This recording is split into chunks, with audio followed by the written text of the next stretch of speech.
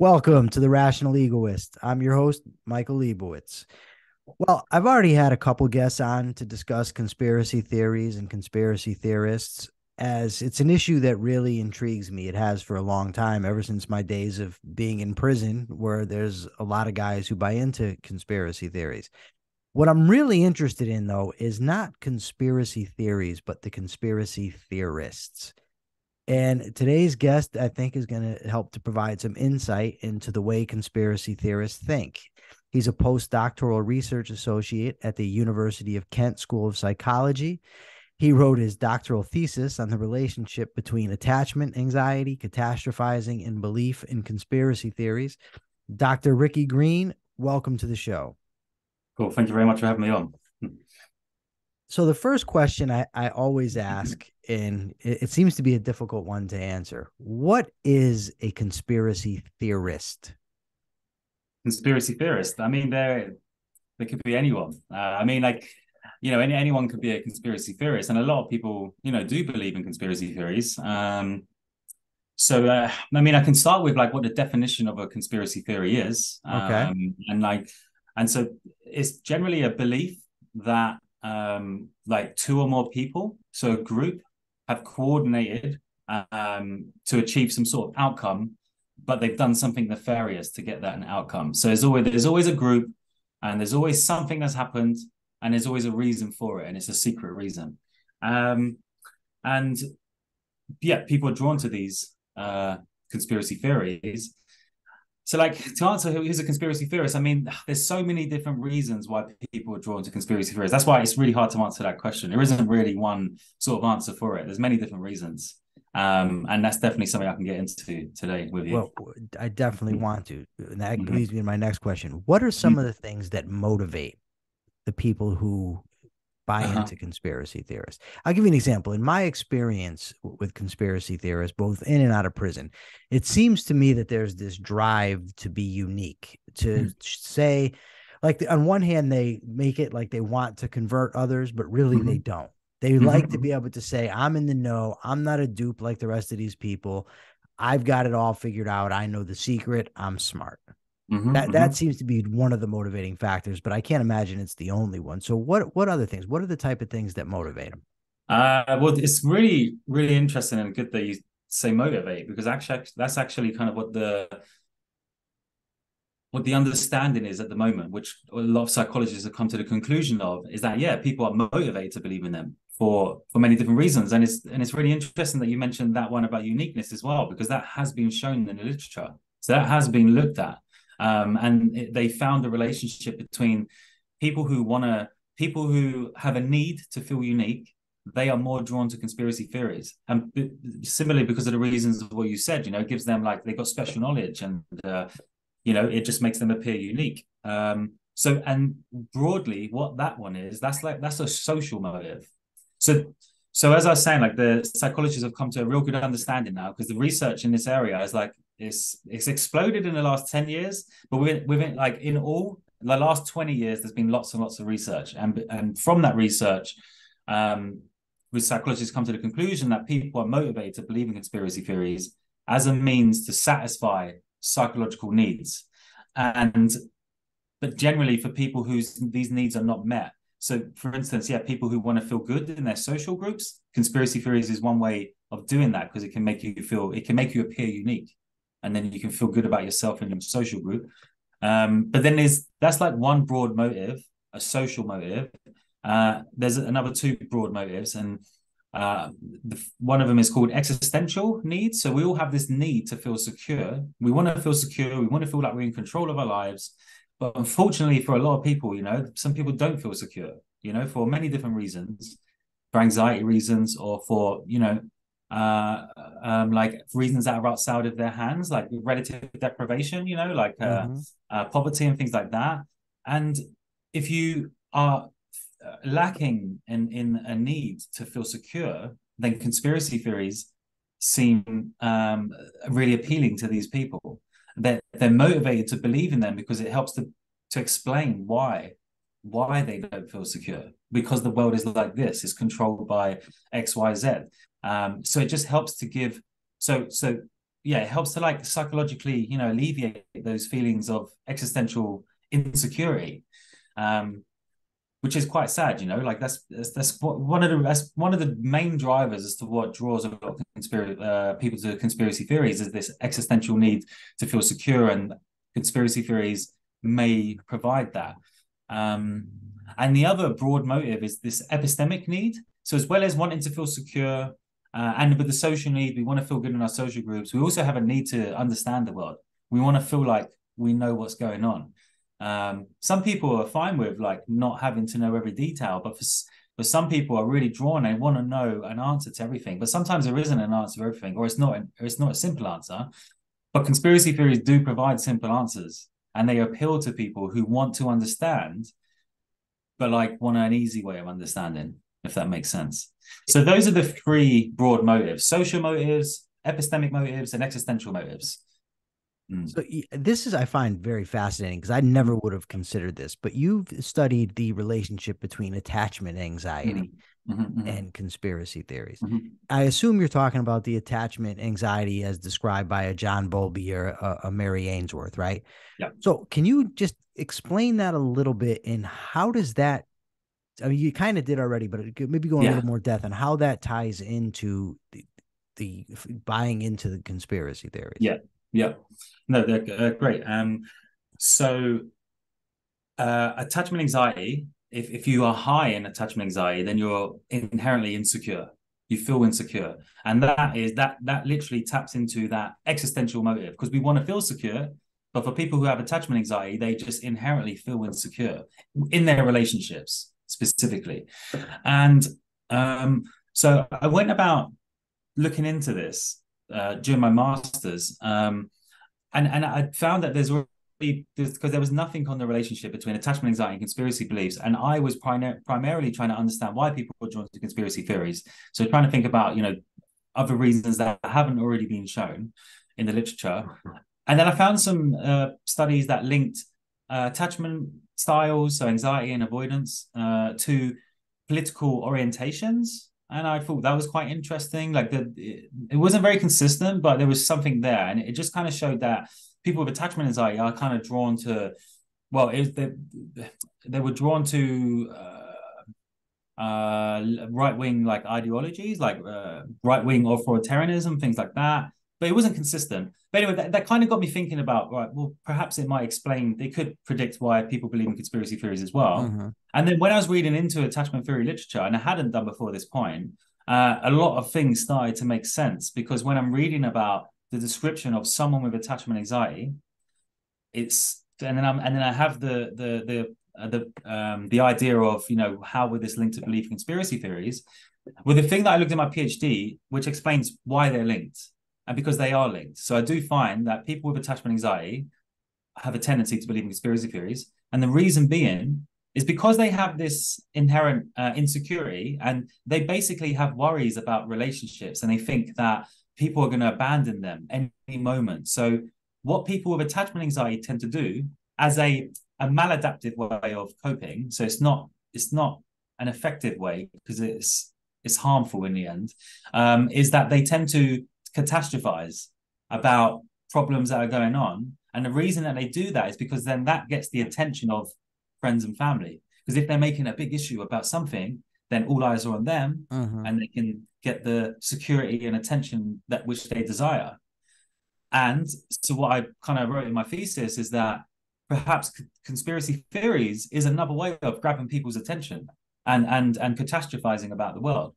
So it's just a tool, or a way that it motivates people with attachment anxiety to discuss and believe these conspiracy theories, because it's a way of catastrophizing about the world, saying, hey, look how bad this is, and then they get the attention of friends, family, and things like that. So that's kind of the idea of what I had with it. I don't know does that make sense to you? It does. So it seems like that there might be two things going on. One is the buying into the conspiracy theory is basically not authentic. It's buying in it for the attention, almost like a malingerer that fakes illness for the attention.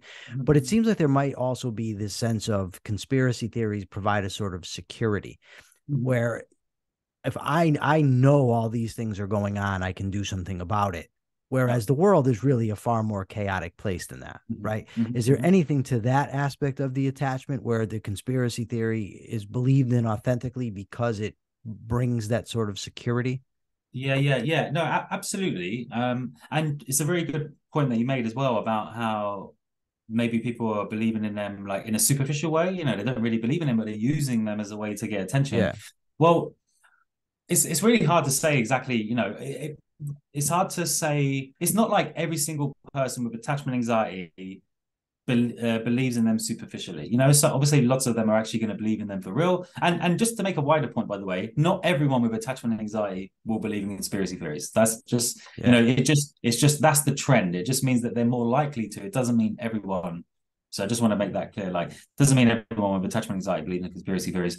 But yeah, so as I said, they do feel inherently secure, and it is around that relationship aspect that they feel insecure about. But generally, people with attachment anxiety, they feel insecure about a lot of other things as well. And so, yeah, conspiracy theories may be able to provide some psychological security because, yeah, as you said, it helps them understand the world that's going on. It provides a simple answer to how they're feeling. Perhaps, you know, like if life isn't going their way, well, there's a reason for that. It's because the conspiracy theories, you know, it won't let me get to where I want to get to, or something like that, you know. Yeah. But yeah, just on that. So it's not. So there's like, so when I say about existential motives, you can divide that into two actually, because you can have internal existential crisis going on, and that more relates to attachment anxiety. That more relates to your psychology, if that makes sense. And then there's external existential threats, things that are out of your control, like terrorist attacks, for instance. You know, Yeah. like that sort of attack. It's gonna scare people, and people want to have an easy answer to this terrifying thing. So you think about 9/11, it just perhaps it was too simple of an explanation that you know that terrorists did it. Like it had to be much more than that. It can't, you know, like people need an answer to this big thing that's happened, you know? Yeah. And so, yeah, conspiracy theories can provide some security in that it gives them, they feel like they know what's happened, you know? You also mentioned the epistemic needs, and it's Yeah. interesting to me because the epistemology of conspiracy theorists both fascinates me and infuriates me. It's a love-hate relationship. I like to Mm-hmm. delve into it, but then I find it very aggravating. So, Mm-hmm. but it seems it's reminiscent to me of the epistemology of a religious person. Because like if you're discussing, for instance, on my Facebook page, I have it set up so there's a lot of discussions around politics, philosophy, economics. Now, these are topics. If you're delving into economics, you've got so many different theories, so many different points of view that you've got to reason through, history, logic. Same thing with the, philosophy, politics. There's just so many Mm-hmm. dynamics that you have to consider. But the conspiracy theorist just focuses basically, okay, there's this cabal out there that's trying to ruin us. They're tearing Mm-hmm. us down. We need to fight them. It just Mm-hmm. simplifies the whole thing. Mm-hmm. So there's not a whole lot of real thinking that needs to be done, but Yeah. they seem to think that they're doing the most thinking. Like we're doing all this research, but really you're not. You're cherry Yeah. picking evidence and then Mm-hmm. saying, I know this to be true without actually reasoning through it. And it just seems Mm-hmm. very reminiscent to me of religion. Mm-hmm. Mm-hmm. Yeah, no, you've made some really, really good points there. And religiosity has been linked to conspiracy belief as well. It's not a real strong thing. It doesn't mean that all religious people believe in conspiracy theories and vice versa, but there is a link there. You know, there's a smallish link. So that is interesting. And people have argued, you know, that there are shared things between being religious and believing in conspiracy theories. You know, they provide answers to the world and things like that.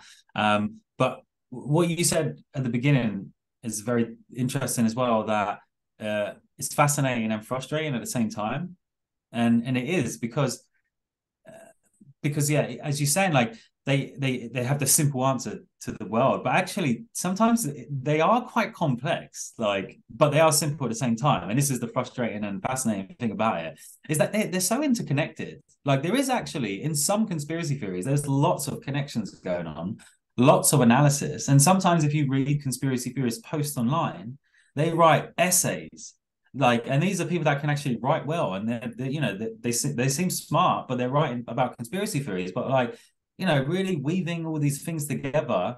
So just wanted to make that point that, yeah, like I think a lot of the explanations are simple, but actually there are some websites that you could probably go to, or some conspiracy forums where they are doing a lot of thinking, but it's not maybe the right way of going about what they're trying to figure out. But yeah, just wanted to I've read some long essays of conspiracy theorists. They're connecting everything, and but a lot of it doesn't make sense, but they're really thinking. Another way that the epistemology to me is reminiscent of religion is the like if you and I have a debate, for instance, whatever we're debating about, and we say, okay, let's go to this source, and then we go to the source and I see, okay, you were right, I was wrong, I accept it, I move on. But when debating with religious people, they have sort of escape hatches. Like anytime you put a hole in the argument, it's, well, that's because the devil's blinding you, or God is allowing you to see what he wants, or that's just your lack of faith because you're not believing, you're not able to see the truth. And the conspiracy theorist, it's, well, of course that source is going to tell you this, and you need to go to this source. But then when I have gone to the source and it tells me something different than they want to hear, then it's, no, that's not, you got to look to a different source. And it's just this unwillingness to be falsified, that this is the belief and there's nothing that's going to shake me from it. Is that, I'd imagine it's got to be common, right, amongst conspiracy theorists? No, the way you described that, it's very absolutely similar. And I'm just trying to think of, like, I don't know off the top of my head any research. There has been research that's looked at, if people's high in religiosity, do they believe conspiracy theories, and that has been shown. But you're just making me think of something quite interesting. There hasn't been any research that's looked at the similarities between like how you can communicate with religious people and conspiracy theorists, because I think you're right that you'd probably find that they have the same sort of processes in how they argue. When they're coming to a point which they're being rebutted with, they can easily just fall back on, well, God's testing you or something like that, or with conspiracy theories, it's, well, they're just like any information that you want to show them. Like if you're trying to give them like actual real mainstream information, then you can't show them that, because it's just, they're part of the conspiracy theory. Yes. So they have that fallback, similarly to, I guess, religious people as well. There's definitely lots of similarities between religiosity and conspiracy belief, but there are big differences as well, because like all of the things that tend to predict conspiracy belief don't, well, as far as I'm aware, it's not the same, basically. Like there's something different about being drawn to conspiracy theories than being drawn to religion, but they definitely have similarities in how they are, like in how you can communicate with them, I guess. Now, you've written about impression management amongst conspiracy theorists, right? Can you first of all explain what is impression management and how does it differ amongst different types of conspiracy theorists? Okay, cool. So there's impression management, and then there's impression formation, and we looked at both of them aspects in the paper. And so impression management is like if you want to manage how people perceive you. So if you want to be perceived as a good person, or whatever, then that's you. If you're actively trying to manage how people view you, that's management impression. Impression management, sorry. And then there's impression formation, where you're making impressions of others. Like that's you forming impressions of others, whereas the other one is you trying to manage how people make impressions of you. Yes. And so what we did in that study is we looked at a lot of different ways. We asked people, firstly, we said to them, if you wanted people to perceive you as unstable, or stable versus unstable, how would you agree with this conspiracy theory in front of someone? Or like I think the scenario that we had was, imagine that you're in court, I think, or something like that. I can't remember the details off the top of my head, but like imagine you're in court and you're trying to get, not get out of jail, but like not be sentenced to something like that. And they asked you about conspiracy theory, and if you wanted to appear stable, how would you answer that? And then most people, if they wanted to appear stable, would say, I disagree with that conspiracy theory. Mm-hmm. The people, and there was a number of other examples that we did similar to that. And basically what we found is that when people want to appear unstable, they will agree with conspiracy theories. If they want to appear stable, they disagree with it. So people already have this idea of how conspiracy theories are perceived because they change how they respond to it depending on how they want to be, their impressions that they want to make, if that makes sense. Depending on the audience, I'd guess it would be right. Yeah, and absolutely. And actually, we've run a load of studies now off the back of that impression paper because we're manipulating the audience. So it's really interesting that you said that because that's literally the next step that we took as well, because we did it in a bit of a vacuum. We didn't give them any context in that study that's published. But yeah, for sure, it depends on the audience. And we are finding that they change how they respond, they manage their impressions depending on the audience that they have. Yeah. Now, one of the things that I found interesting that you wrote about was that people that are, I want to say, soft believers in conspiracy theorists, you had another word, I don't remember what it was, but they do that when they tend to think that claiming to be a conspiracy theorist is going to create a negative impression. But you also said that your hardcore true believers think that saying they believe in a conspiracy theorist is would demonstrate integrity to other people. Yeah. So they don't think that others have a negative view, right? They think it's going to come off as good. Why is that the case? Well, because that's their beliefs, and everyone wants to think that their beliefs are perceived as good amongst other people, right? So yeah, that was actually another element to this. So we have the whole to appear stable or unstable agreeing, and as you said, obviously it depends on the audience, but it also obviously depends on the person who's doing it. And what we found is that if the person who we're asking to make these impression management judgments, if they believe in conspiracy theories, like they think that it's good to agree with them because that's them. Like it's basically like because they feel like that's right, and whereas people who don't believe conspiracy theories, they have the impressions that other people won't like them as well. So it's just the case of like they're my beliefs, everyone's going to like them. It's just the case of that, really. So that is with the two different types, right? Your hardcore true believer and your, I don't know if someone that's kind of faking it, I guess, for lack of a better word. Well, I think what we meant by that is like, because we measured how much do the participants believe in conspiracy theories, and if they scored low, then that doesn't mean they're a soft belief. It just means that they either don't believe conspiracy theories or they have very low belief in conspiracy theories, or they just disagree or don't agree. Okay. Yeah. So it's not necessarily like soft believers. It might just be non-believers. Okay. Yeah. So what is the difference between someone that's maybe a dabbler in conspiracy theories and someone that just buys in hardcore? Yeah. There is a difference. And I think it can be explained like, have you heard the rabbit hole term before? Going down the rabbit hole. Yes. I wrote a book called Down the Rabbit Hole. Oh, really? Well, I co-authored a book called Down the Rabbit Hole. Oh, nice. Okay, I'll have to look that up. It's about the prison system. Oh, I see. Okay.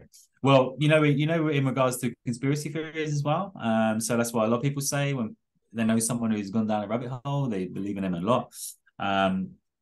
Well, there's people that are still at the mouth of that hole, they're not gone quite down there yet, but they're there and they're dabbling with conspiracy theories.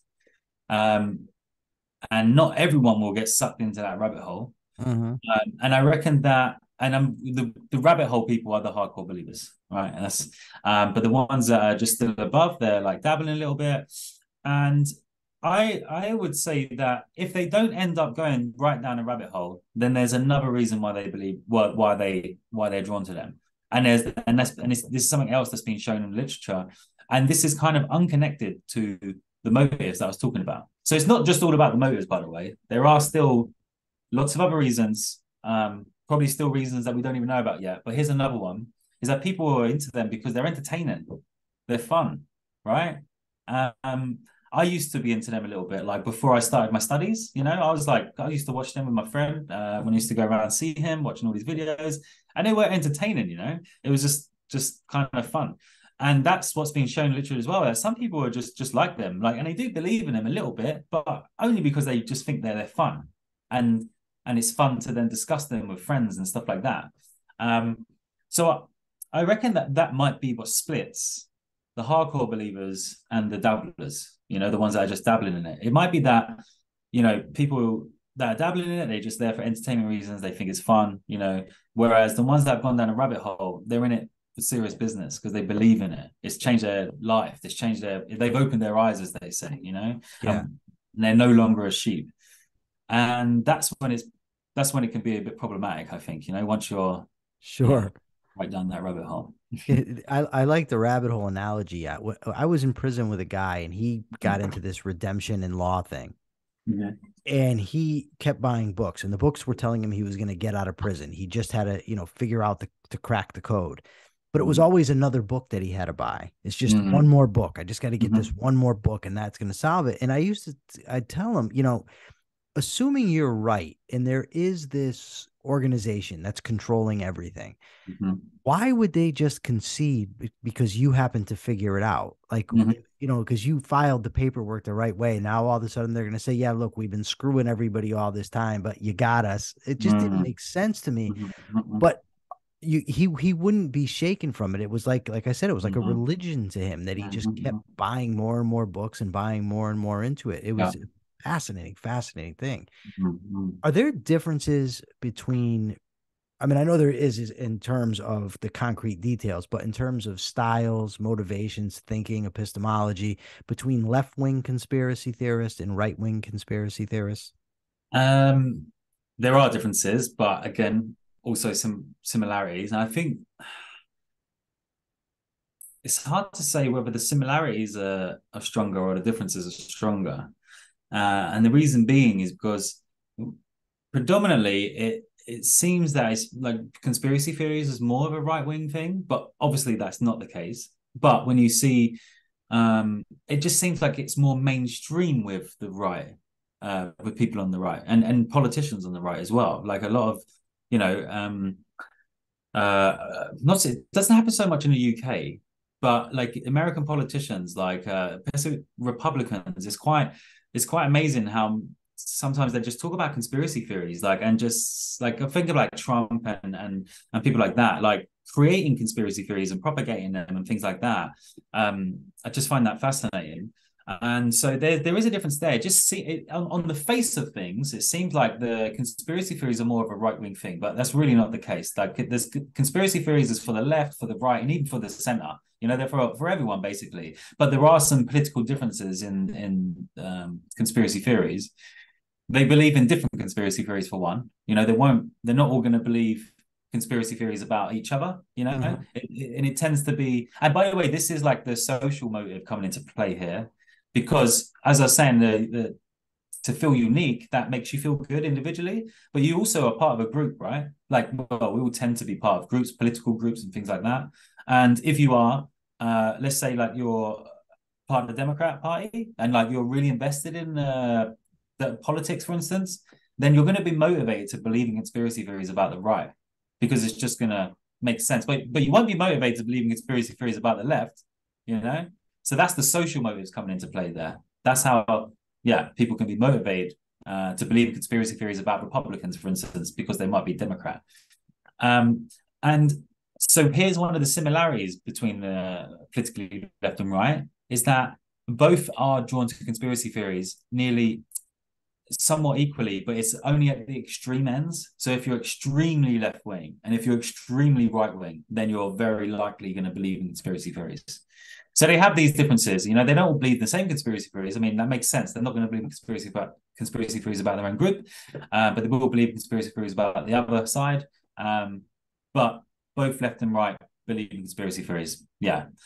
But it just appears that people on the right, it just comes across more mainstream with them. Like it's just more like in the politics for the right and less on the left. I don't know if you felt that observation or you sensed that. No, I didn't. I've never thought about there really being a Okay. difference, other than that they may have different Mm. theories. It does seem to Mm. be that now. I don't know if it was always the case. It didn't seem to be, but that in amongst the right in the United States anyway, they're very mainstream now. Like it's Mhm. they accept it as Mm. fact, and Yeah. it's first of all they believe that these a lot of these theories have been validated. They Mhm. What they don't grasp is that they've been validated by the same sources that you got them from. They're not Mm. outside of your loop. Like, oh, look, it's been proven now that the coronavirus originated in a lab. No, it Mhm. hasn't. I Mhm. mean, it's Mhm. accepted. It's true It's, there that it's more accepted as a possibility now, mhm. but it Mhm. hasn't been proven. And there's just Yeah. a whole.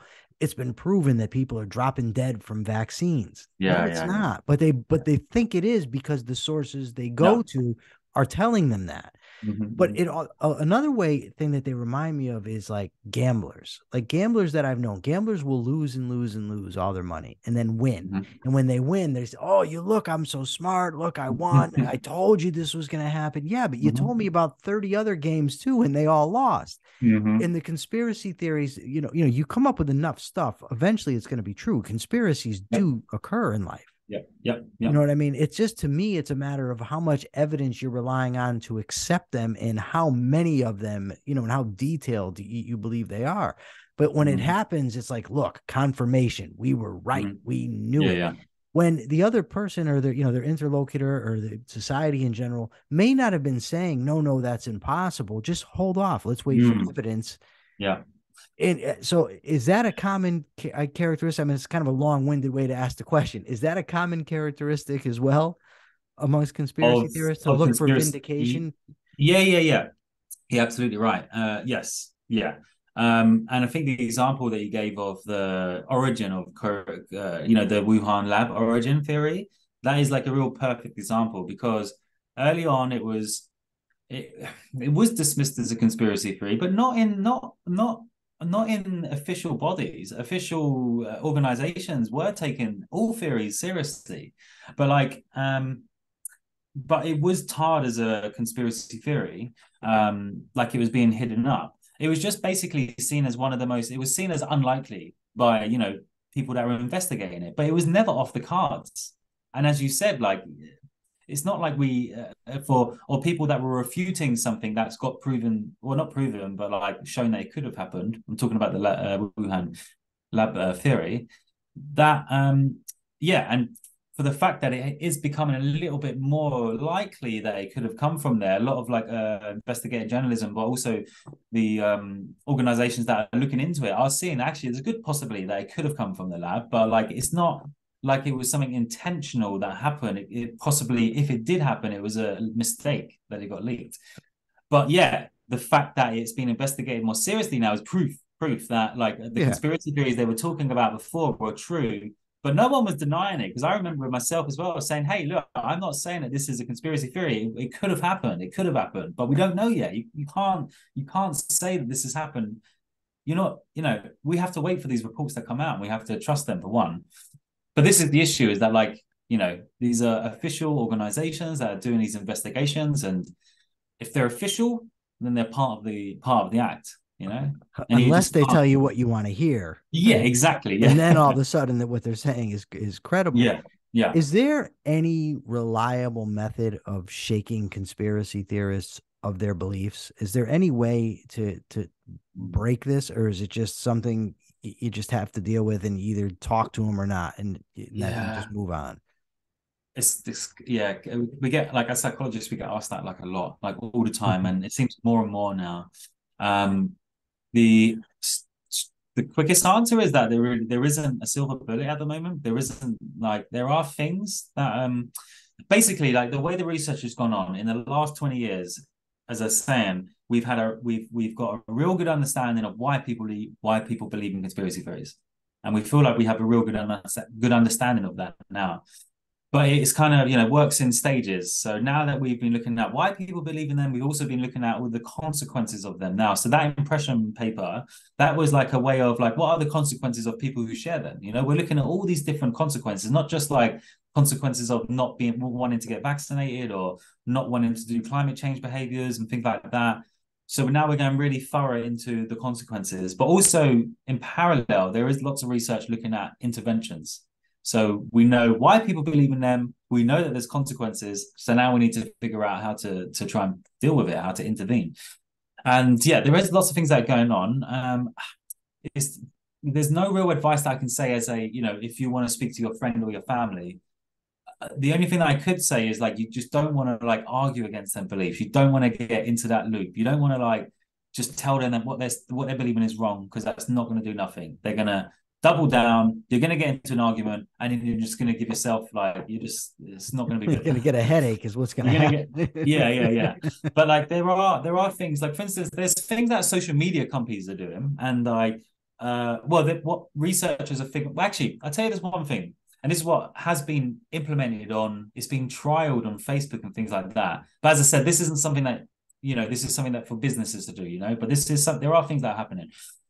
But it's interesting because I'll tell you this, because it's actually really cool. So there's a thing called inoculation theory, and it basically follows the same idea of a vaccination.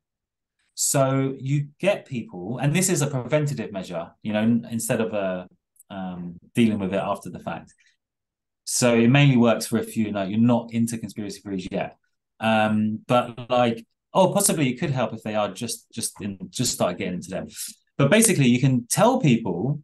So just like how a vaccine works, you can inject like a part of a small dose of the disease or whatever it is, and then your body, because it's so small, your body sees it and it's like, it can easily fight that. There's not much there, but it's learned how to fight that because it saw how it works. So in the same sense, if you tell people, or if you tell people how conspiracy theories work, how they're spread, or if you do it even better, if you get them to play a game. So I can actually send you a link to this. And in fact, this is something that you could send to friends and families, essentially, actually. But yeah, it's a link. It's called the Bad News Game. And in this game, you have to get as many followers as you can online. And that's the aim of the game. You've got to get as many followers as you can. But then you learn how to get followers quick. And it's basically using similar tactics of how conspiracy theories get followers. And you can do things like manipulate the emotion in the message that you're about to post on this fake online game. So you can, because that's what a lot of conspiracy theorists use, they use emotionally amplified language.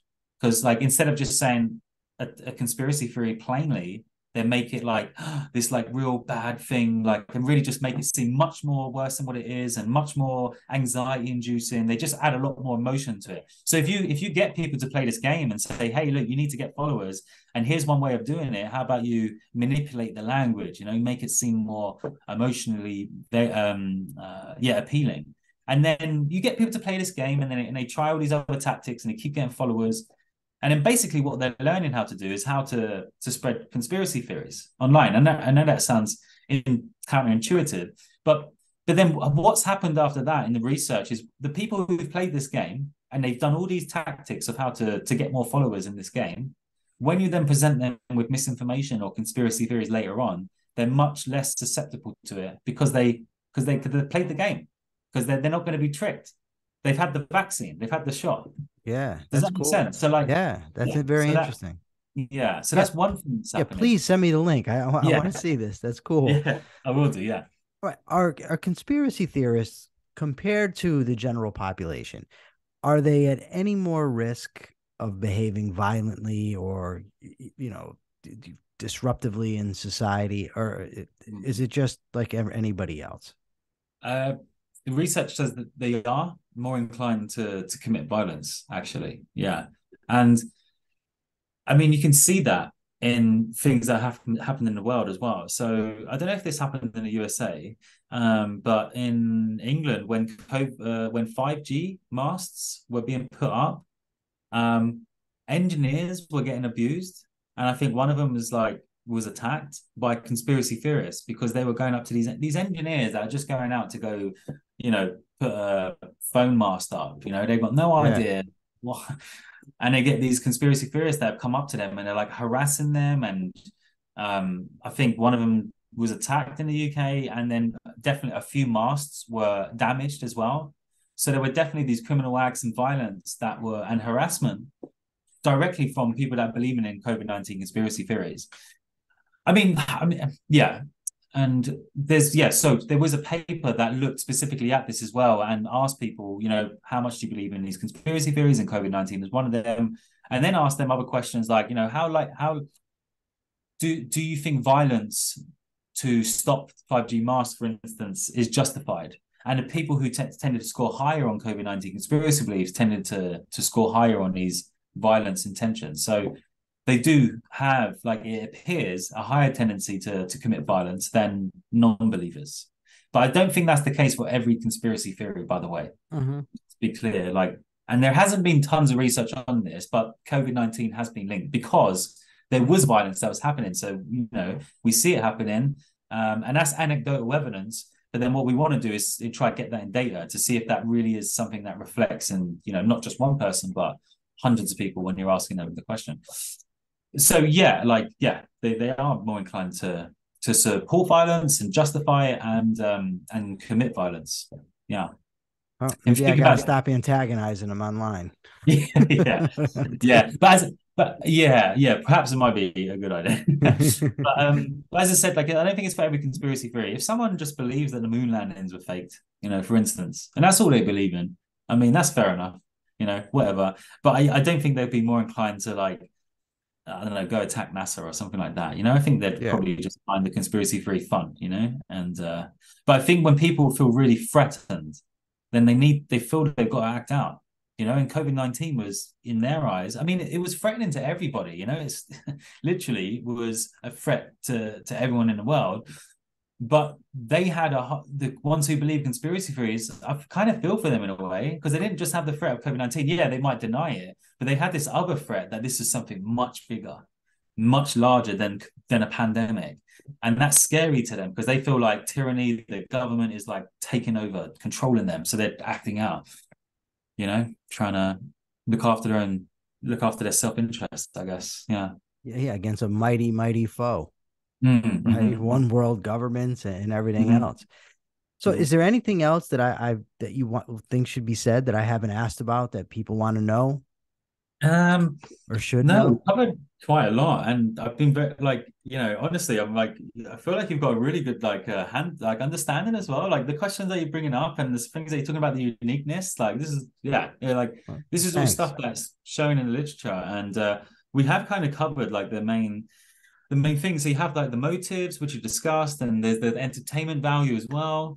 Yeah, I mean, that's kind of like the main reasons why people are drawn to them. Yeah, I'm not, because I mean, what I can say at the moment is like all the research I'm doing now is looking at consequences of conspiracy theories, and there's lots of ones that we already know about, like the less inclined to get vaccinated. I don't know if you was aware of that, but that is something that we found in literature. So yeah, the research is still ongoing. Like, it's, yeah. And okay, I guess one thing I'd say, yeah, this isn't like a new thing. It might seem like this is a new modern thing, and especially because of the internet, you know, social media and things like that. So a lot of people ask, has conspiracy theories increased? Are we believing in them more than ever? And I think the answer to that is actually no. Like, actually, we aren't in any. I mean, yeah, COVID-19 is a bit different. Like, there was a lot more conspiracy theorizing going on then, but there's been conspiracy theorizing going on for hundreds of years, like probably since we've been thinking. Yeah, I remember reading I think it was a letter between Ben Franklin and his sister. And he's explaining to her, no, the Masons are not this horrible organization. They're, because even back then it was around, you know. It's just, I think they've always been a part of the society, but with social media, and you know, I'm new to it myself, but it's, everything gets amplified because it's just out there and you come across it so much more. Yeah, and it's like, wow, oh my goodness, this stuff's, you know, it's all here. Yeah. All right. Do you have a website or anything where people can find you? No, but I can be found on my on the University of Kent's webpage. If you just search like Ricky Green University of Kent. You're referring to Dr. that. Ricky Green, right? Dr. Ricky Green, Dr. yeah. Ricky Green. You don't look like a doctor. You look like you're about 19. How old I are you? know. 36. Oh, 36? I think, 35. No, I think I'm 35. Oh my goodness. Now we've lost all credibility. You don't even know how old you are. No, do you know what? Like, I honestly got confused the other day. No, it's 35. I'm 35. All right. Well, thanks a lot for coming on. I appreciate it, and I really enjoyed the discussion. Yeah, All right, same here. everyone. For now, this is the Rational Egoist. I'm Michael Leibowitz signing out. Remember, like, share, comment, subscribe. Till next time.